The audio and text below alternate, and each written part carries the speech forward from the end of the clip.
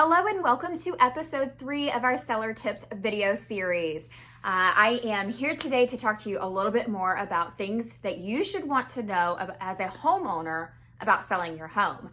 And so just a quick little recap. We've already talked to you a little bit about things that you should be asking your agent, that you should be looking for whenever you're interviewing your agent, things that your agent should be looking for when they are there walking your home, and making sure that they're actually giving you a presentation, that they've done their research. So if you need to reference those questions and kind of the first couple of steps, prior to even signing a listing agreement, just be sure to go check out our YouTube page, and we have those videos there for you, okay? But today what we want to discuss is a little bit about marketing and selling your property. I always like to tell homeowners that we're not just listing agents. Listing a home is not what gets it sold. We cannot place a sign in your yard, place it in the MLS, and pray that somebody else is going to sell it. And I understand that right now, at least in the greater Charlotte area, our market is really hot. And it may seem like that's exactly what agents do, but I promise you that a great agent is doing a lot of other footwork before, during, and after, getting the home prepped and ready to go onto the market. So let's talk a little bit about those things today, right? So when you are meeting with your agent, I'm hoping that your agent is actually trying to identify a buyer profile for your home. And what I mean by that is nothing discriminatory by any means. Is who's going to be looking for this home? Sometimes we have really eclectic properties, and maybe the home actually could be great, not just for somebody to come and live in as their primary residence. Maybe it might be great as an Airbnb. Maybe it could be used as, a venue. Like if the zoning permits it to be in multiple types of zoning, maybe it could be used as a venue, or a small business ran out of it. So there are different things that an individual property could have as attributes to it that might attract more than one buyer. What about the relocation market? Are we identifying who we need to target out there to market to? So if we think that this is going to be a great relocation person, or maybe Airbnb, then we need to utilize our resources and get that out to our investor partners, to our referral partners out in other locations. If we know that there's a lot of people moving here from the Northeast, from the South, from the West Coast, then we as an agent, needs to be able to reach out to those referral partners and let them know we've got this great new listing coming up, right?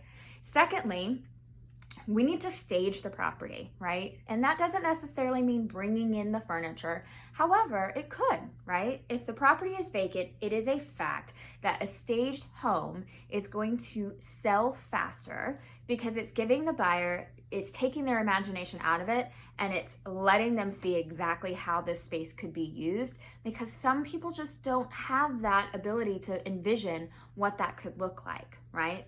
We want to make sure that we're highlighting it its best with the right photography. We use a 3D tour as well on all of our listings, because we want to give all the buyers the opportunity to be able to walk that property no matter if they're here local or not. So in today's environment, especially with COVID, this is extremely important, because you have people that are looking to relocate, and you have people that aren't necessarily still wanting to get out. Maybe they're immune compromised. They still need to make a move. So this is a really helpful tool to make sure that we are casting our net as big as we can and giving the most amount of buyers the best ability to be able to view the property, whether that's in person or online. That online impression is so important. You should ask your agent for a link directly to the MLS listing so that they can see so that you can see exactly how buyers are viewing the property and exactly how that they can navigate that. Don't hesitate to ask them to make some adjustments, or to ask them questions about, could you include this, or is there a reason why you didn't include that? Sometimes we don't include certain photos, of areas of our home because it didn't showcase the best, and it might not actually bring it to light. But what we can do is we can sell that to the buyers while they're in the property. Now, my degree's in marketing, and part of the big thing that I do with listing is marketing stuff. It really kind of comes to me as to what we can do to highlight and kind of stand out as a value proposition. So without giving away all of my secrets, tips, and trades here, I just want to point out that there are ways that we can actually sell the home to the buyers when we're not there and present.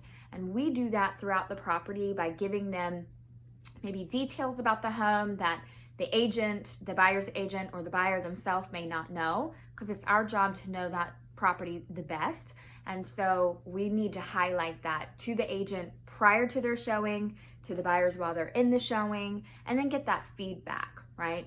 We also do something called reverse prospecting. We're able to see what buyers matched criteria to your listing while they're in the MLS. So we can't see the buyers directly, but they are assigned an ID that matches with their agent, and we can reach out to their agent and let them know, hey, you have a buyer that matched criteria with this listing, and we think it might be a great fit. We'd love to see if you could schedule a showing. And by the way, here's some additional details about the home that you might be able to share with your client so that you can look like an expert in this property, in this community, in the area, etc. So we want to help the buyer's agents work for us as the listing side, okay?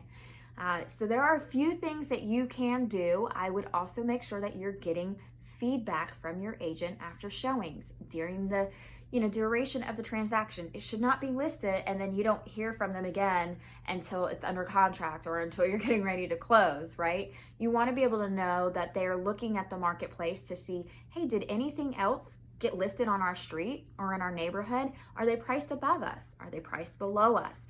That could drastically affect how a buyer is going to look at your property. And so we need to stay updated on that. And I would encourage you that if you're not hearing from them, that you reach out to them, okay? Don't forget, you hired them for a service. I could go on and on about this, and if you really want to know some more details, all you need to do is give us a call, and we'll be happy to sit down and discuss a marketing strategy for your property if you're thinking about listing your home over the next year.